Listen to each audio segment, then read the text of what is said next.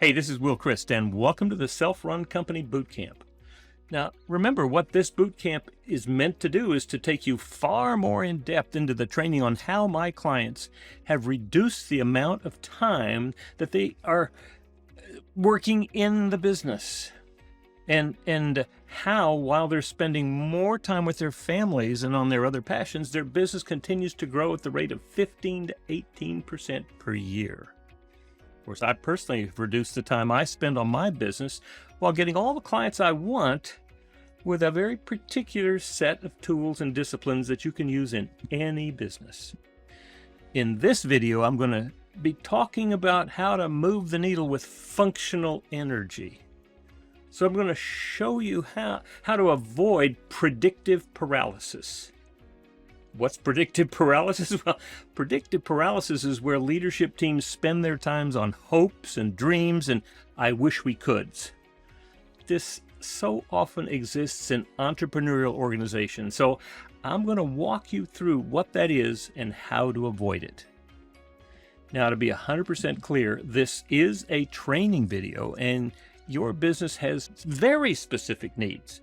So you can learn a lot here, but in order for you to get something that's custom and that will work specifically for you and your business, I'm going to suggest you book a free strategy call with me. You're going to hop on the call with me and I'll get to know your business by asking you some questions. I'll help you clarify where you're getting stuck and help you decide what you want to do to moving forward. Now, my goal is to help you here and keep you from any situations that could hurt your business by wasting your time or your money or causing your business to fail at hitting the goals you have for it. So I encourage you again, book this call. With that being said, let's get into how to avoid predictive paralysis. I've been looking forward to talking with you for a while about this particular subject because I've seen it happen in so many organizations.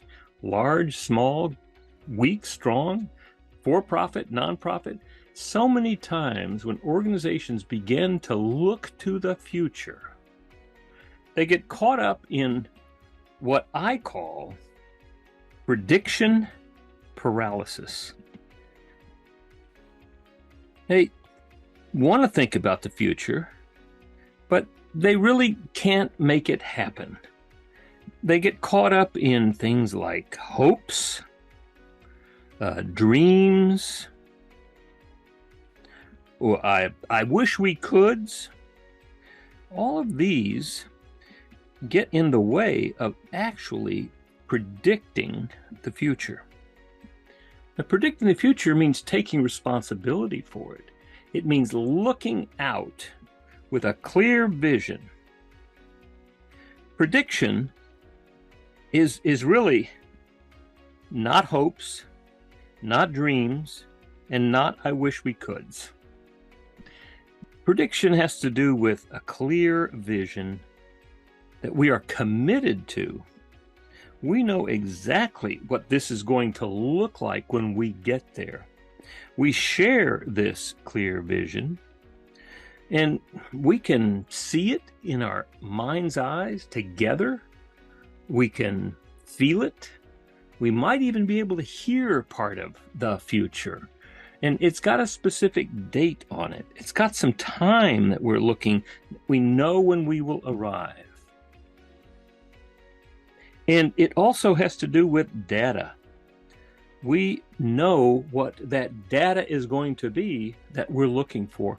This is how we begin to predict our future as an organization.